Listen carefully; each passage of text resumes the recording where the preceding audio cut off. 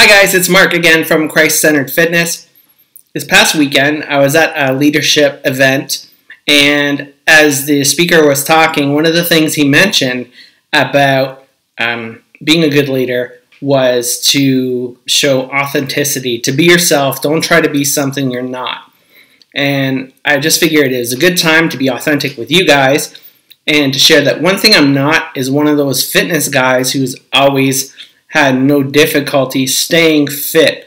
I mean, you see people with pictures of their own abs and all that kind of stuff as their cover photos, and they're enticing you to buy their products, and that's great. I mean, don't discredit anybody and their exercise and nutritional knowledge because of that.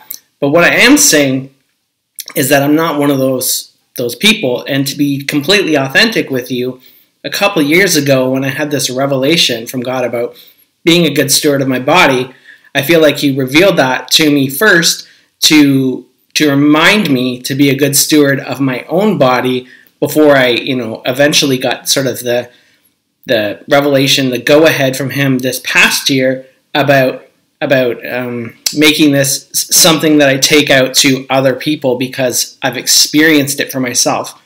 Now, just sort of for some background to understand, 2 years ago, when I had this first revelation about stewardship, I'd been in the fitness industry for about 15 years, okay? So I started in my, early 20s, and when I had this revelation, I'd kind of let myself go. So while I was at the point where I was coaching people on how to be fit, but not really living it out in my own life, and it was really disappointing and frustrating to me because I was having a hard time reconciling the desire to get fit with God's desire for us to not be self-centered and focused on our aesthetics.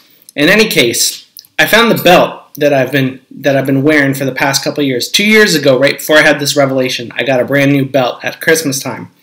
And if you look at this belt, you could see kind of, where this is kind of, the end where I started, right? I was right here. I was on the last loop when I got it. I don't know why I got it. Maybe I got it because I thought I was going to inspire myself to lose weight. I don't know what the plan was. I got it at Christmas time, and then I had this revelation. And as you can see, I started to use the smaller holes and the smaller holes. And ultimately, this is where I've spent, pretty much the next year and a half. And I've been wearing this belt. You can see it's like on its last legs. It's got a couple threads holding it together. I need to get a new belt. But I've been wearing it as a reminder to myself as a time when I wasn't being a good steward of my body. And you could see even at the closest one, I spent a couple weeks here back in May when I had to be in the hospital for some gallstones to be removed. So I lost a bunch of weight in the hospital, so I spent a couple weeks here. But you can see that it's been sustainable. The change has been sustainable because it's not been motivated by aesthetic change, because it's been motivated by how God revealed something to me. So I just kind of wanted to come clean and be authentic with you guys that this isn't something that has always been easy for me. Early in my life, definitely I was active, but as I moved on in my life and my life became progressively slower, I had to make dedicated efforts to go out and become active and watch my nutritional intake. That's when things got tough for me.